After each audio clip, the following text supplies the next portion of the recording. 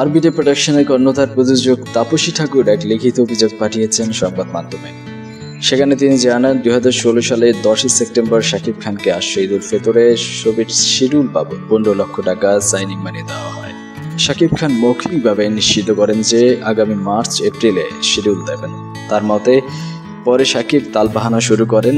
পরে এরই মধ্যে 15 লক্ষ টাকা ফেরত দেওয়ার প্রতিশ্রুতিও দেন শাকিব, কিন্তু সেটাও দেননি। তাই মামলার দিকে যাচ্ছে হারবিট। 2-1 দিনের মধ্যেই মামলাটি করবেন বলে জানিয়েছেন তাপসী। এ প্রসঙ্গে শাকিব খান বলেন, সাইনিং মানি ফেরত দেওয়া হয়েছে, এখন এসব কথা বললে আর হবে না। আপনার কাছে মামলার কথাটি এই প্রথম শুনলাম। তাদের কথাই তো ঠিক নেই, একবার বলে যৌথ প্রযোজনা করবে আর একবার বলে করবে না। এমন করতে করতে আমার হাতে অন্য ছবি চলে এসেছে, এখন আমি কি করতে পারি?